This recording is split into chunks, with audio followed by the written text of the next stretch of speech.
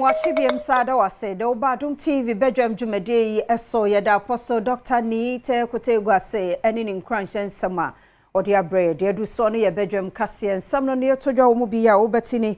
bambofo ahye eye football ahodo ni nyina bo se ko baso wo mo kwa ko bobo e wagoprama so abambo emu odene wode be ma won no nsem bi na no payi medebro Badwam TV Badwam kase or share live on Facebook /Adom TV Extra Go TV 119 DSTV 280 Oko YouTube Adom TV Tube kwadomonline.com and same way any bebrain so ewo honom mididi afia amankwa tamaklo afia ni die mbientie said semno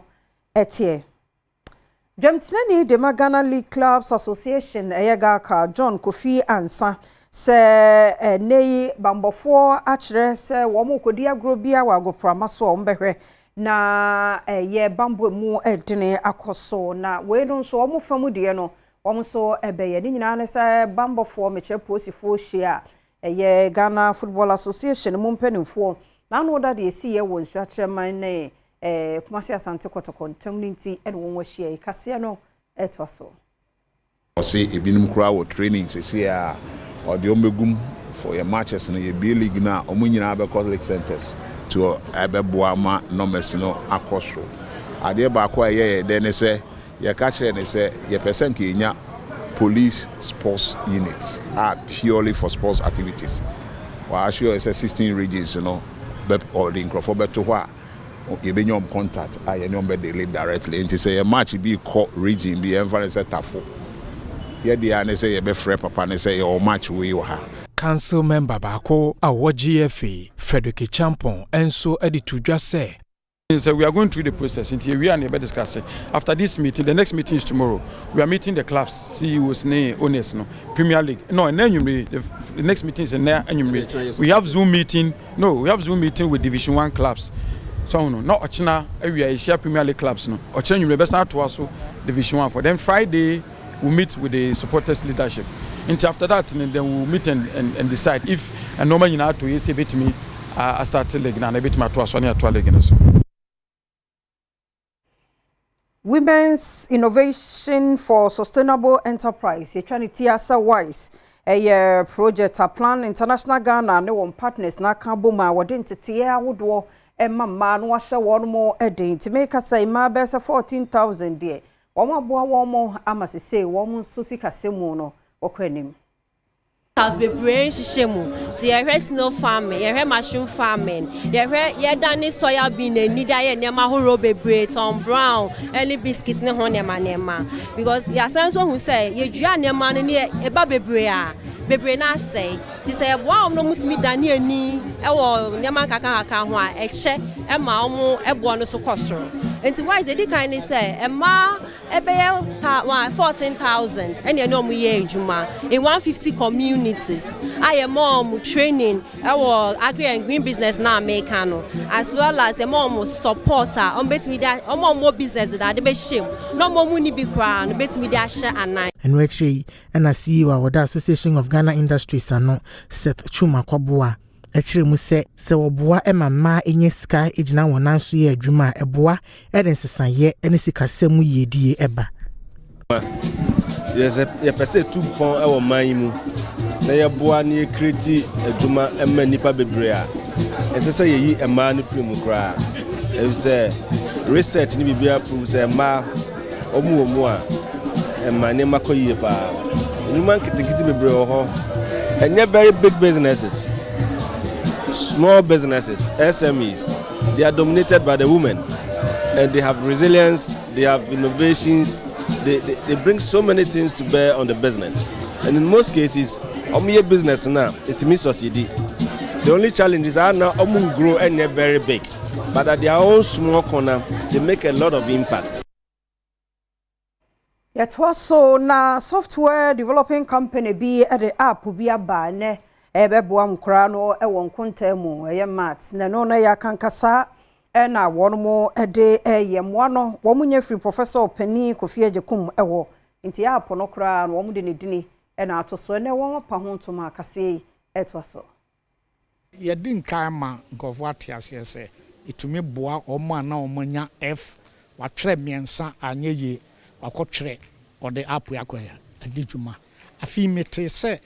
schools bi miama santemam schools akɛseɛ bɛɛ miɛnsa na nkwaraa no ɔmo mass yɛatwe asensɛn ebi nkwaraa bɛɛ 1000 nti sɛ yɛn nyinaa hunu sɛ wei betumi aboa wɔn amɔmɔ sua adane yɛn nyinaa yɛn kɔfa na ɛmoa yɛn sɛ woyɛ biribi a wohwɛ botae a ɛtɛ akyire ne deɛ wobɛnya firi mu ɛna ɛma woyɛ nti sɛ yɛn nyinaa so koa CEO a wada aya prep ano eye scone boache apia ebra wo hyase se wo kasa no na akoda ne esu esanse kai hawa wo famu aso ye hwengumasu ansem so bra wo de sa apie eba ya na eye no nwanwa so abedru sam pempensue. So amidst all these difficulties, I met a very wonderful man. And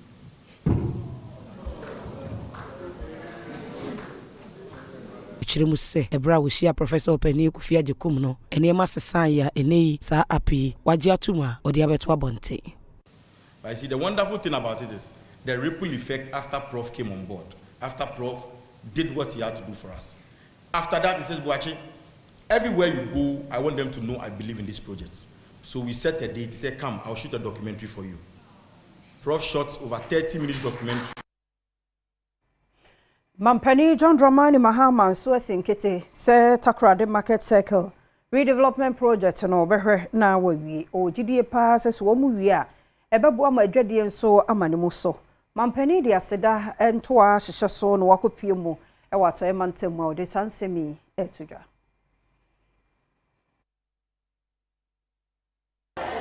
yenim se oka Takrade a and on the market circle on the Takrade on the market circle. And him say jumi baby edrua aka ayadia oyo how ema Takrade fo nyina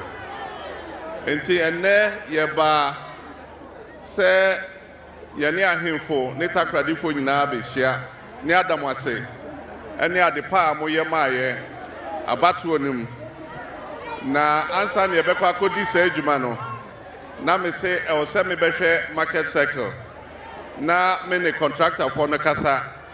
ne enhwe kwan a yebetimi afa so na adwuma no atoado na yetimi awie na Takrade fo enya homfa so the senti wadi atuja se contractors a wonum eyi kwan no ene asoye ya ehwe mensi kasam so enhia fiade edi animu na wonwonwene akwan pa obefa so edi dwuma no awie enti ya behwe ni na o ma kyerɛkyerɛ ye bibia mu enti yesa konkran Friday a ebe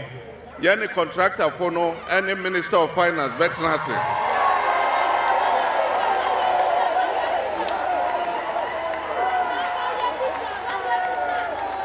ni ahwe ensehia yebeye senobeya yebetimi atoa adwuma no so enti sanyame adoma enche bia contractor no eni na adwuma efo ombesa ba na omo abetua adwuma no so.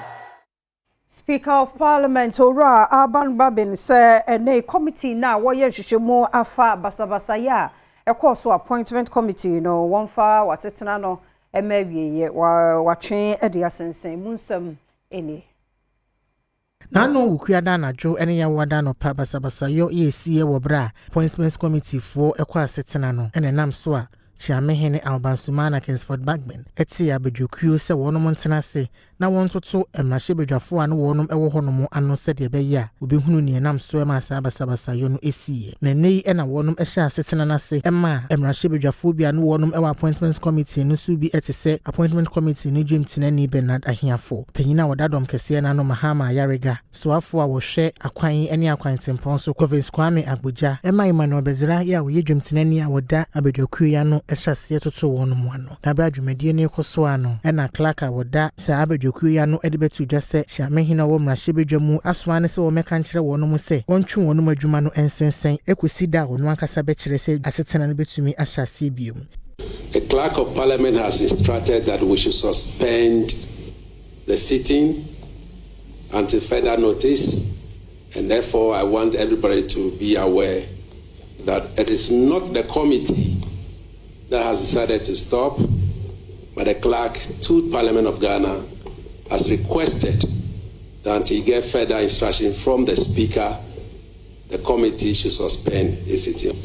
Inform all the media house here that we'll get back to you. We're waiting for instruction from the Speaker, who has formed this committee, and then by tomorrow we'll let you know the next step. Ekokuma wamra shebedwe fie mu nso de to aban nanim se mampani anim ya no Dr. Johnson Esiama awabo ni din so onye governor na Bank of Ghana no twem enema bi foforo no ho emunsem eni. For a government that is built from a party which purpose to be lovers of probity and accountability, we firmly believe that President Mahama should allow the charges against Dr. Esiama to stand, even as he carries his duties as a governor when he is finally approved. The action by the president gives us cause to believe that Dr. Esiama is not clean. This silly attempt to discontinue the proceedings of the criminal charges against Dr. Esiama is the more reason why we think he, Dr. Esiama, a potential criminal convict, should not be heading an important and sensitive office as the governor of the central bank.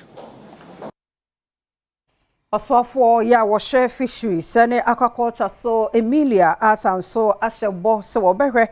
na anoba fisheries college no ye nso ebeye adwuma 2013 ni mu no won hyase den so abanda de etwa mu antwa so waba wobehwe atwa so man nisika ye da hye edwumezim na wedi infiara porpor drebien na yenwie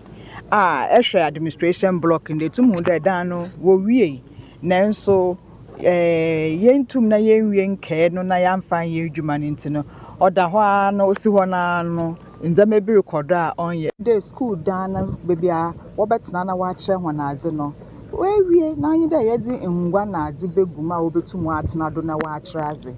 bebia school fo beda we wie laboratory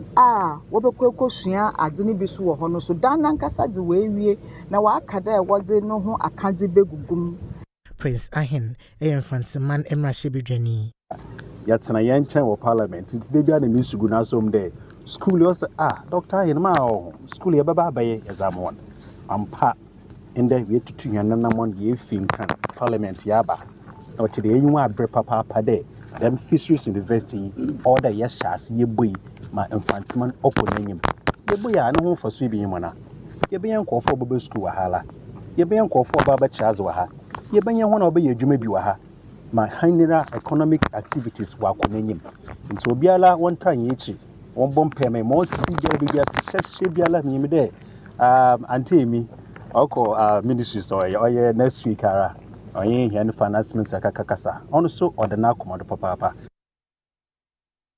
Menya no so na Adom TV Badwam kase na ha na bema kwan ya no pe ye DCA rademfa nkomra asomdwem nemum koso na ne yentena ebra ye de obon krata no ne online de no to so ko YouTube Adom TV tuber obetumi ahwe live ho ye kwaba ye nchekra na ya to no so